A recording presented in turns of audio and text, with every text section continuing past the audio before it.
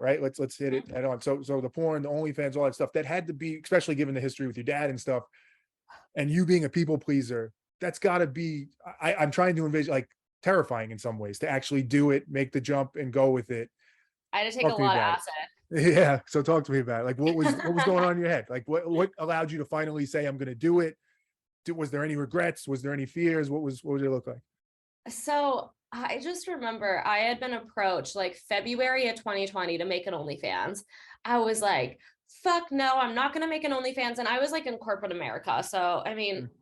I worked for a shipping company, and I remember my coworkers used to like shit on girls with OnlyFans all the fucking time. And I'm like, well, I can't make an OnlyFans. I can't be getting shat on. Like they would say all this stuff like those girls have no respect for themselves. And I'm like, well, I have respect for myself. I can't do that. And it's crazy because I've always posted really slutty photos on Instagram. It's always been almost like a fascination with me. I think I was kind of born this way. Like I started watching porn in like third grade. I idolized like the girls next door in Jersey Shore when I was in middle school. Mm. So I think that I've always had this like fascination with like your body is art. Like I want to make my ass look as fat as possible with this angle, and like how you can kind of manipulate photos just with angles, not even with like editing, and have my tits out. And it felt so liberating for me. So I remember I was getting really defensive when people started asking if I wanted to do OnlyFans, because I'm like, no, like I want to have respect for myself. And I took a lot of acid the year 2020, like a lot. I miss doing acid, but um the more I did acid and any kind of psychedelic really, because I also did a lot of mushrooms and stuff too, but my intuition just started getting like stronger and stronger, and I could start to decipher what my actual opinions were versus what the opinions are of other people. So I remember I started kind of considering OnlyFans. I'm like, what's the worst that could happen? So I kind of started like FaceTiming my friends or texting my friends who have OnlyFans, asking them like, okay, realistically, how much money do you make? How much do you have to show on OnlyFans? Do you feel a pressure to show more than what you're comfortable with? And the more I talk to them, the more I'm like, okay, I need to make it. Because my health was like going so downhill working corporate. Like I was throwing up from stress. I was shitting blood. Like Mm. I thought I was allergic to my lash extensions because I had rashes all over my eyes that turned out to be eczema stress rashes. Mm. I still get those if I'm really stressed out. So that's how I know I'm doing okay right now. Mm. um, and it was just this one last time that I did acid. And I was like in this sheer top with pasties on at this like rave. It was called a pod rave. You only had like 5 people to a pod because it was during COVID. And I just like ripped my pasties off with and just had the sheer top on where like my nipples were for sure showing. And I'm like, I want to post stuff like this. Like I really want to make an OnlyFans. Quit my job a week later. I quit my job the day after I made my OnlyFans because I already made a month's salary in 24 hours. So I'm like, fuck this. Like, I wasn't even worried because I'm like, let's just say that like OnlyFans doesn't work out and I hate it. I still have a whole You can month's do it. salary to figure something else out. Wow. So let me ask the obvious question, and again, hopefully you understand why I ask these. I like to Yeah. have the conversations that I think sometimes people don't want to have, and I think if people hear it, then they can get comfortable with it.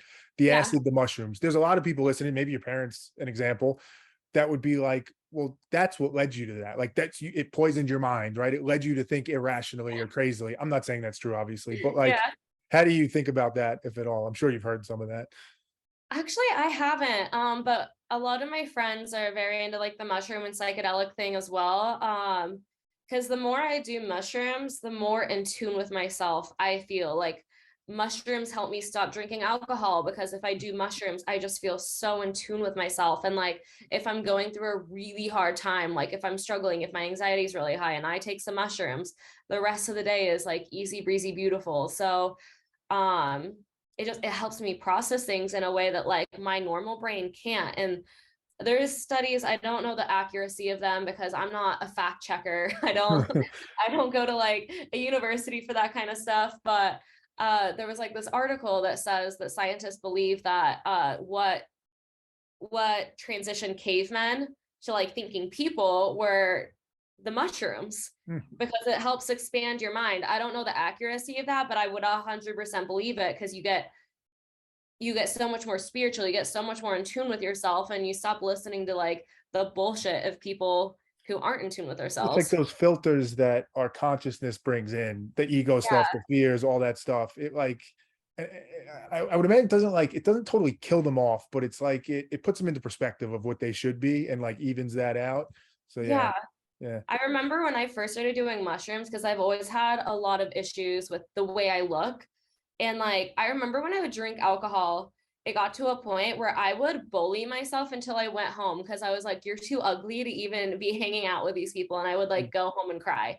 Mm. And then when I started taking mushrooms, I would like look in the mirror and I'd be like, wow, you're really sexy. And I'd be like, hold on, did I just say that to myself? Like, that's fucking weird. Mm. But like, my inner child, of course, wants me to tell myself I look good. Of course, I want to feel good. I want to feel sexy. And I'm like, I need to start doing these mushrooms more often because I never feel this way normally or drunk. Well, that's the crazy part of it too, because wherever you sit, whoever listening, whatever, and feel about drugs, mushrooms, acid, whatever, like to me, logic is the thing that rises above all else. And you look at a situation where somebody's suffering, they're struggling, they're dealing with trauma, they feel shitty about themselves, and then they have this mechanism that's going to allow them to feel better and be happy and feel good and feel what you want to feel, and it's not hurting anybody else, right? No, Like there's that's no so side effects is the right. crazy part. That's the part I don't get, like why there's such a I can only imagine, and this is probably true with porn and other stuff like this, right? Is like if trying to understand that perspective is that there's this fear that like the moral fiber of society is going to crumble somehow, right? Like if people are Yeah. doing drugs, if porn gets more popular, if gambling gets more popular, we crumble. Like gay marriage, you can even go right. People go all sorts of places with it. Somehow that's going to make humanity just crumble. I would have to imagine that's what they think. I mean, what do you think?